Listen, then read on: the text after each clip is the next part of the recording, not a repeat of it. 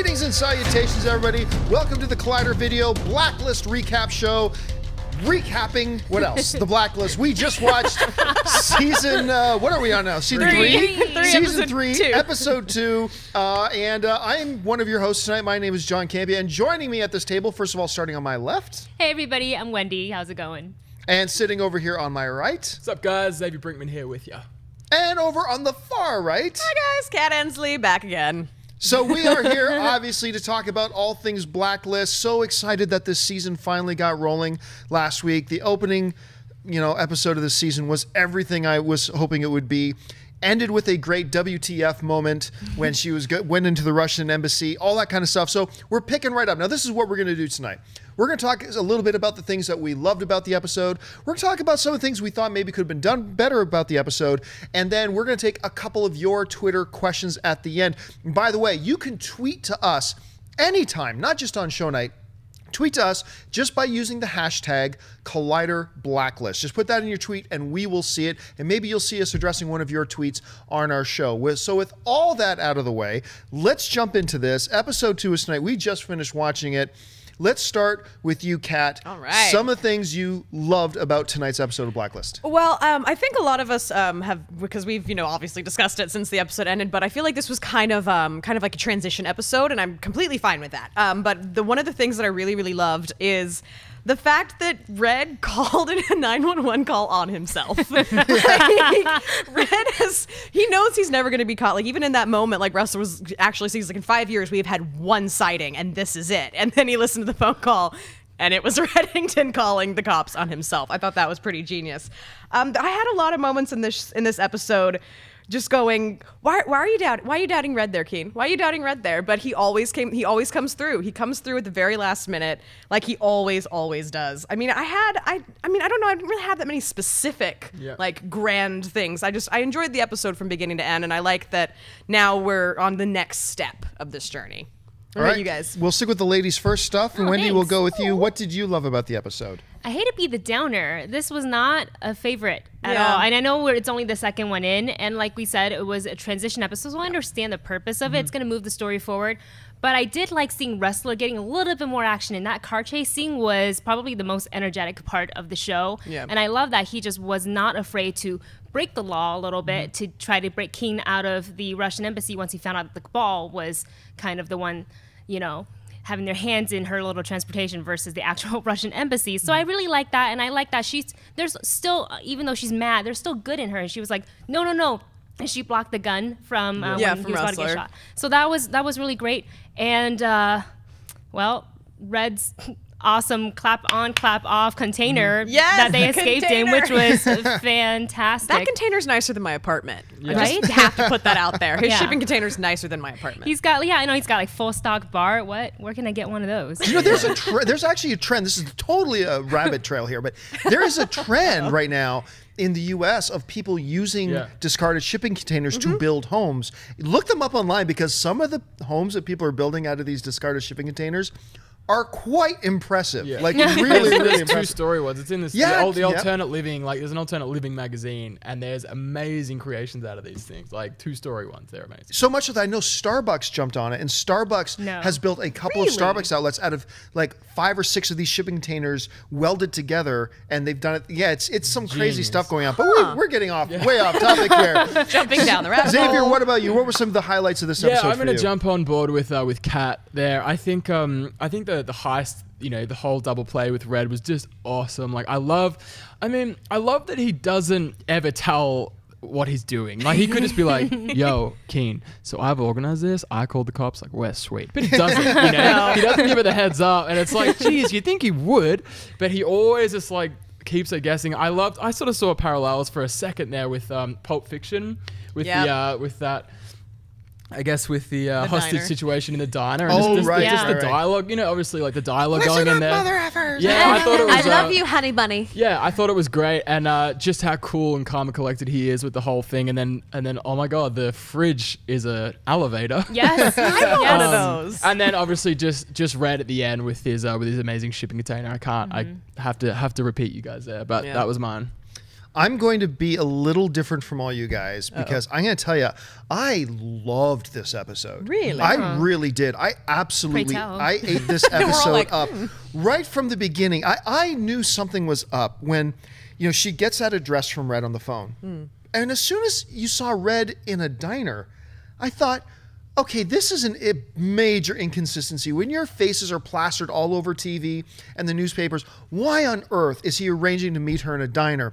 And it was shortly after that I thought, no, he's arranged this. Yeah. He wanted them to know he was there. Didn't quite know why yet at the time, until it became obvious with the lawyer.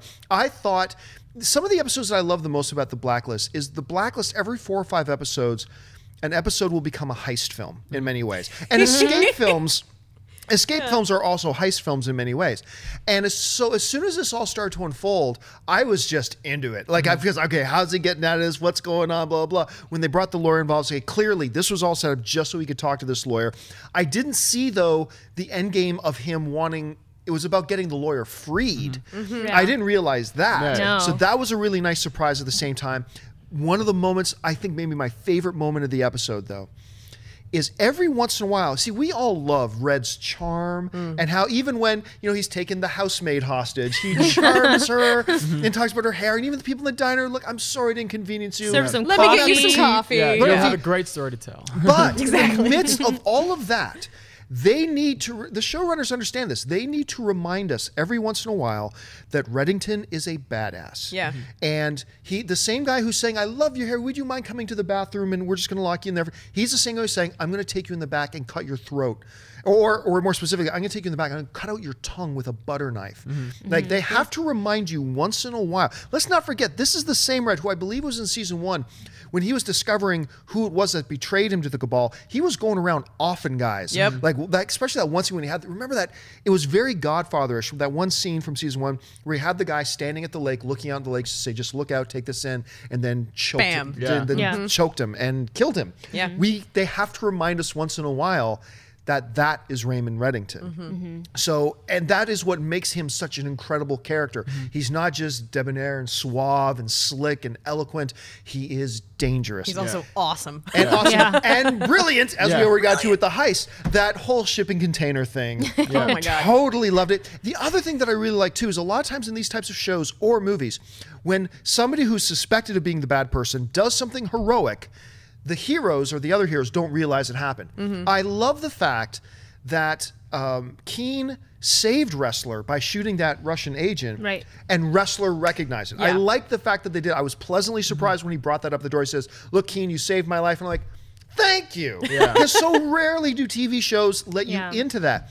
But overall, see, here's what I really appreciate is that a lot of times in movies or television shows, and sometimes even The Blacklist is a little guilty of this, some major piece of the puzzle is just brought in and it's explained in one-line dialogue. Oh, I have a guy in the Russian embassy who took care of all that for us. Well, what's the story behind that? Like, what do you mean you just have a guy? That was an impossible thing. And what we got to see here is a major piece of the puzzle being this lawyer. And we got to see the playing out and a bit of Red's plan of getting him out as a part of the plan. He needs him planted now in Tahiti, I think he said is where he was sending him. And I love the fact that they didn't just reduce that to a line of dialogue in one episode. They showed us that whole piece of his plan. I loved it. I ate it up. I thought this episode was, I know a couple of you guys think it was a transitional episode, and I totally get that. And transitional episodes are important. I saw it as a really pivotal part of moving the story forward. And so for me, I adored this episode. So with that out of the way, let's talk then about some of the things that we thought maybe could have been better about this episode. So Xavier, let's start with you. What were some of the things you thought, that part was kind of off? Yeah, we had another moment there, like in the in that bunker where they were about 23 seconds ahead, and they're like, well, they've gone. It was the same when Liz ran away from the car that she had just saved Ressler from, right? Right. He was too tired after that fucking chaser. She was just there. It's like she's running over. He was all sweaty. And he put his hands in the car. He's like, there she goes. Didn't he run down wasn't there a scene where she was getting away in a car and he still tried to run it Yeah, down? but then her on But foot, now- he's like, man. Yeah. She's got like Oh. a 50-yard head start. And Yeah. like, because he knew she had just Maybe he saved wanted his life. maybe he Yeah, wanted to maybe. let her go. He's like, all right, Yeah. she's out of the hands. Fair enough. The other thing and with just had a car crash and then had to have a fight with another Russian agent Yeah, at yeah. once. True. So maybe he was cut a her a little break. winded. Yeah, the other Yeah. thing, I guess would be I love it and I hate it, but this like back and forth with Ressler and what side he's on. You know what I mean? Like 1 minute he will take her down no matter what.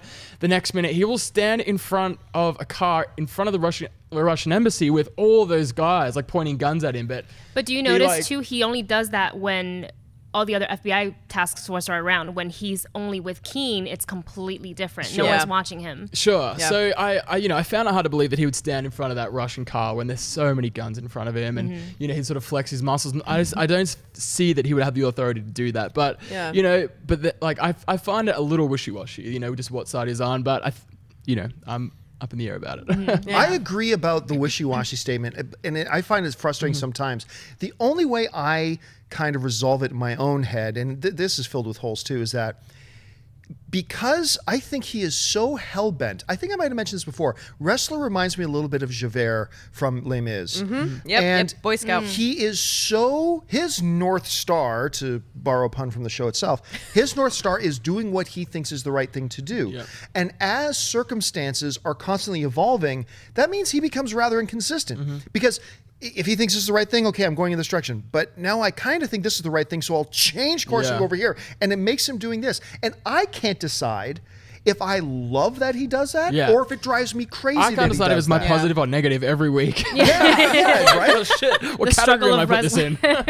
What about you, Kat? What are some of the things that maybe you thought could have been done better or Well- they didn't hit on all the right notes? Yeah, I completely agree with you about Ressler. And like one of my first notes about this episode was, is Ressler backsliding in the acting a little bit for me? Because in that whole scene when he was standing in front of the embassy and he's like, no, I mean, yes, I know it's the law, but I must. And I was like, okay, forcing it a little bit there, buddy. Like, calm down. It's going to be okay. Like, figure it out.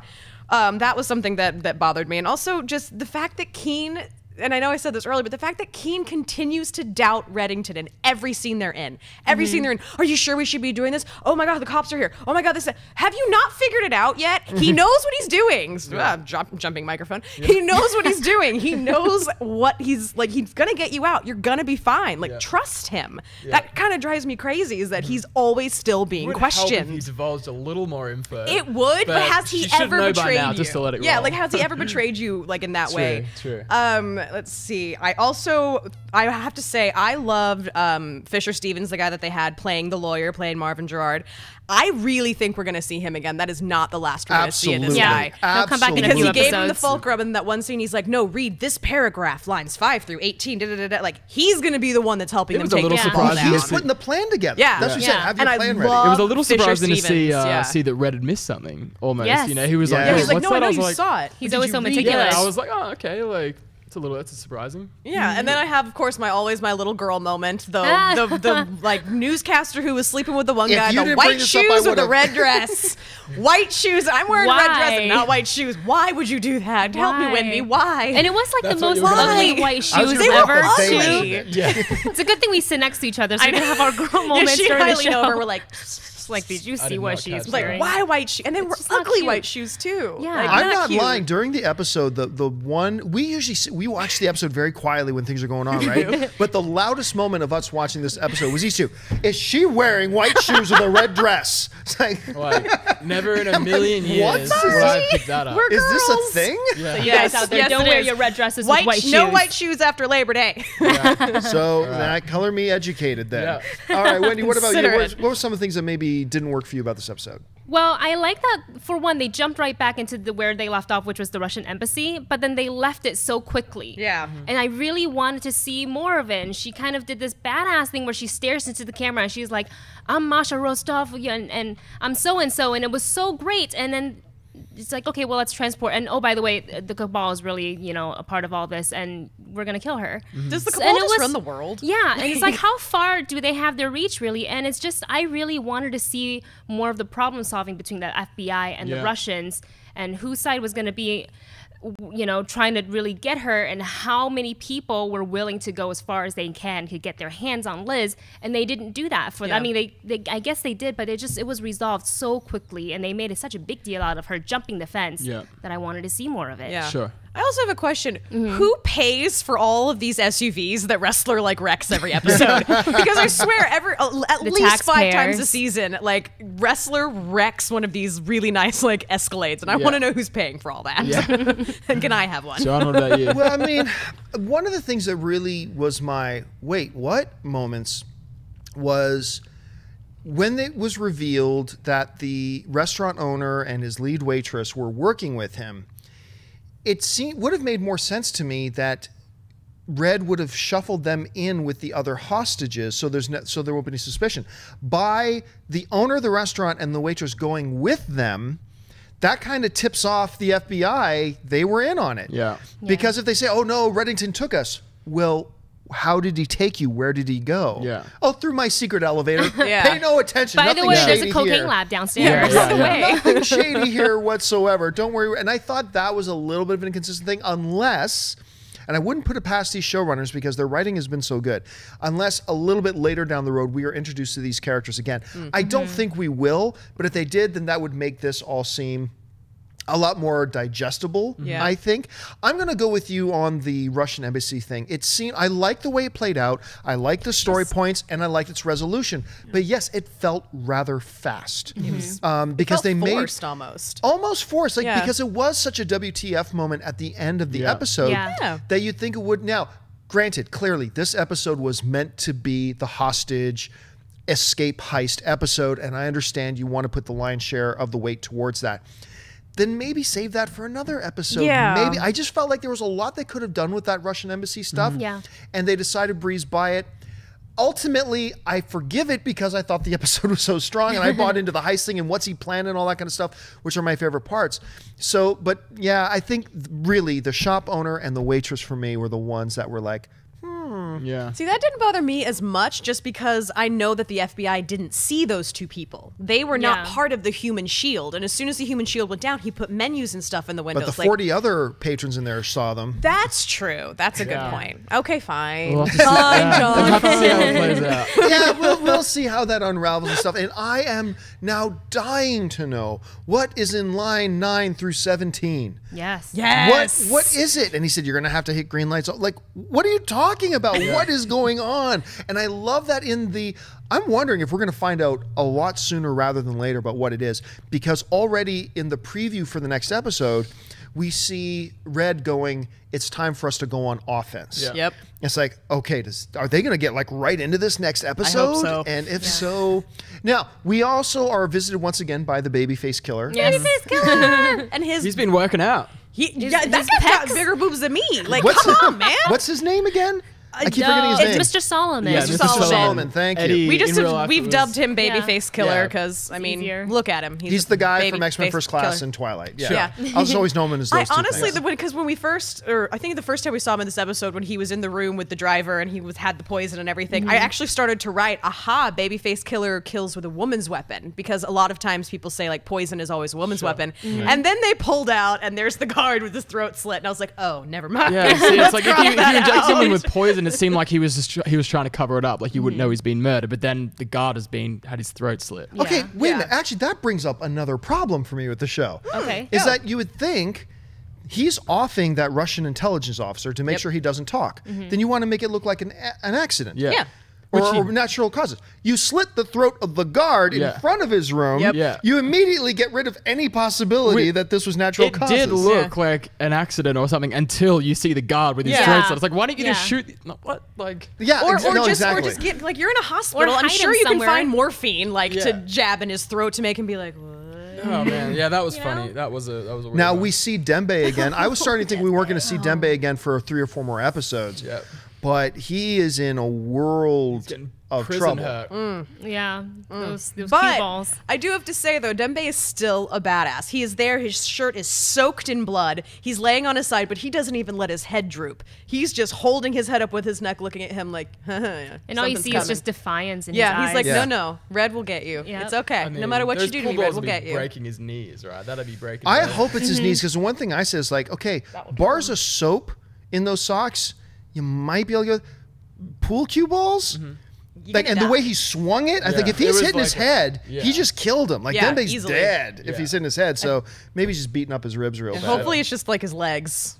Because maybe hopefully those can just heal. nothing Yeah. to worry about. It's just your legs. It's not the ribs like the crazy guy at the diner. Which Shout every out- time... Oh, sorry. Oh, Shout so, out. no, you guys. I was gonna say shout out to Dembe for retweeting us last week. We love Oh you. yeah, that's right. You're amazing. Love you, bro. But you another so thing that much. bothered me is that last week's episode, when Red sees, the sister and she screws everything up, Yeah. and he doesn't shoot her immediately like he should have in my brain. And then the same thing happened this episode with that Again. stupid wife beater dude who was sitting at the next table. I was like, just shoot him. Yeah. Just shoot him. Quit giving him the benefit of the doubt. You're a bad guy. Get rid of him. But Come on. in the same way that they constantly remind us that he is dangerous and a Yeah. badass, they always remind us that He's at also awesome. the heart of it, he's probably wants good in the world and blah, blah, blah. And my last note is I want Red to be my dad. I'm not kidding. It's on here. You worry about nothing. If Red Reddington's your dad, you never worry about anything. No one would have You're bullied getting me in into high college. school then. No, You're getting, You're getting into college. Harvard. not at all. All right, folks. Well, listen, we're going to take a couple of your tweets right now. Once again, you can tweet to us all week. Doesn't matter. Send out your questions or your thoughts about the show, your theories about the show. Just make sure you use the hashtag Collider Blacklist, and we will get those tweets. So let's jump into this. Trey McVelly writes, remember the episode, I kind of touched on this a little bit earlier. Remember the episode when Red hunted everyone that betrayed the team? Do you think we will see him that fierce again? Oh, yes. Absolutely, yes. Because now not only is somebody hunting his team, they're hunting the only person he actually cares about.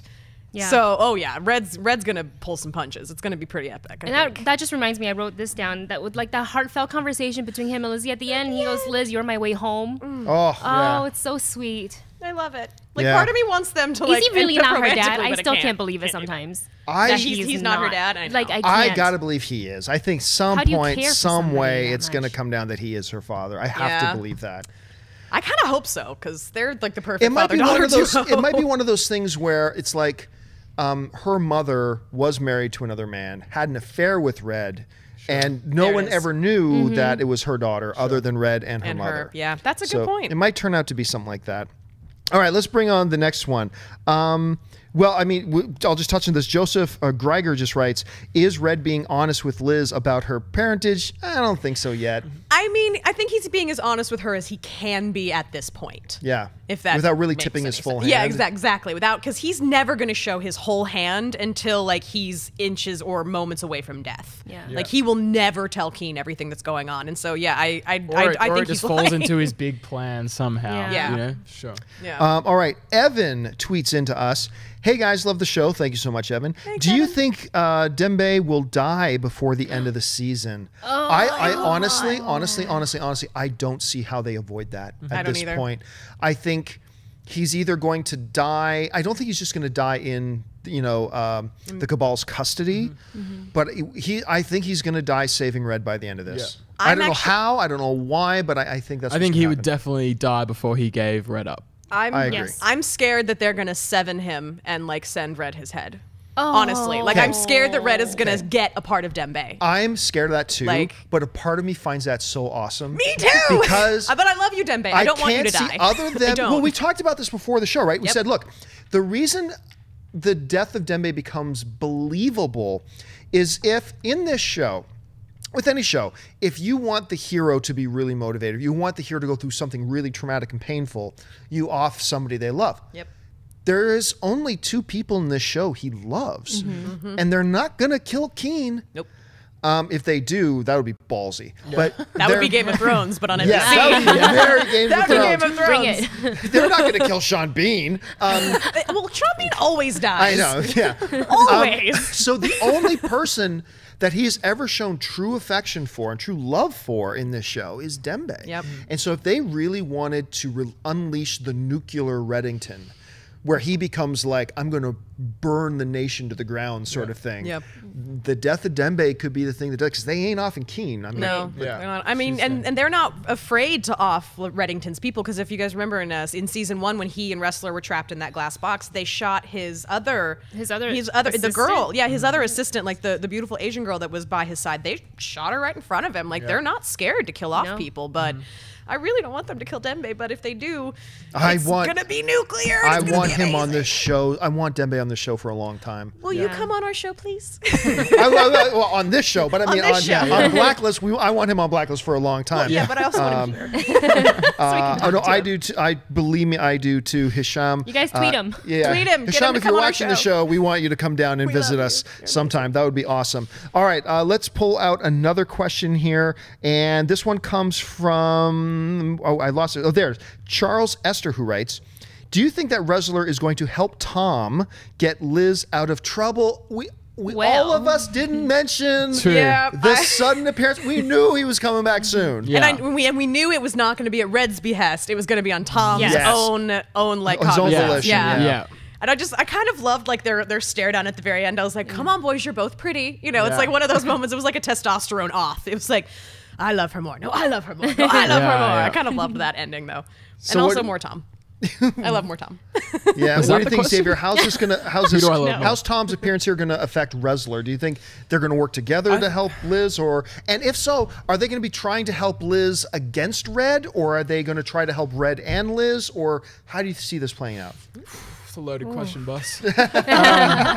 Geez, man, I think Tom is definitely going to swoop in and give Ressler something that he doesn't already have. I mean, like Ressler, he's a choir boy, but like Tom's a badass who's been a spy all his life. He's got some skills that he can attribute to this cause, I think. So, in my opinion, I think Tom would definitely swoop in and guide Ressler in the badass direction of getting her back. Wendy, how's this going to play out? I feel like they're going to butt heads, and I feel like that's going to There'll be plenty of that for sure. Oh, of course. Yeah, absolutely. And I feel like that's kind of going to throw Red's plan maybe a little sideways because it's unexpected.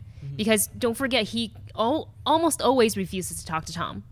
Anytime Tom offers an olive branch or some sort of help, he's like, I don't need you. Yeah. I'm Reddington. Well, he betrayed Reddington. He's like to be alive. Yeah, so hence why he's mad. But it's everybody knew that Tom was going to come back. So, but I don't see Ressler so willingly going with Tom's plan right off the bat. Maybe towards the end of the next episode, perhaps. But I don't think Tom's just going to, or Ressler's just going to be like, oh, hey, you're back. All right, let's work together. No problem. It'll take a lot of some testosterone. It'll take a lot of convincing. Definitely. I think Tom is going to be bringing him an olive branch, something major, whether it's something major on Red or some major piece of evidence that hasn't been. It's going to have to, because I think all you guys are right.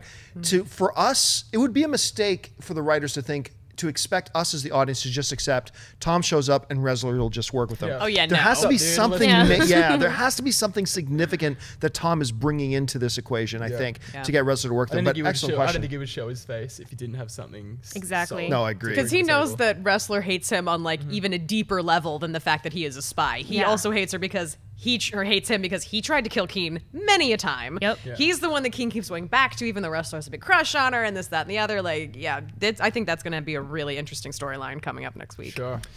Which we all forgot to mention. Yeah, which we all did forget to remember mention. that. So many emotions going And on also, here, guys. did Agent Navabi get a tattoo between last season and this season? Because I saw like Where? this awesome tattoo right I here, think and I've she's- never noticed I feel like that she's before. always had it. Has she? She was Okay. quite sassy in tonight's episode, Yeah, she too. was not only badass, but she was sassy. Yeah. I liked it. Thanks, Navabi. At first, I thought it was a My Little Pony tattoo. That would have been so cool. Either there goes all her street cred, or here comes all her street cred. One of the two. We'll let you know I'm next not week what we sure. decide. We'll sit on that. All right, folks, that will do it for us for this installment of the Blacklist recap show here on the Collider Video. Thank you so much for joining us. Listen, tell everybody else you know who loves Blacklist about this recap show. Come join the conversation and make sure you contribute to the conversation by sending tweets out to us once again to #ColliderBlacklist, and jump into the comment section of this video and leave your thoughts and your theories on this week's episode and what you think is going to happen next week. I want to thank the people sitting at the table with me. First of all, sitting over here on my left, Wendy Lee. Wendy, where can people find you online? You can find me on Twitter and Instagram at Wendy Lee Zaney. Over here on my right, Xavier Brinkman. Xavier, where can people find you online? Same deal, man. Xavier Brinkman on Twitter and Instagram.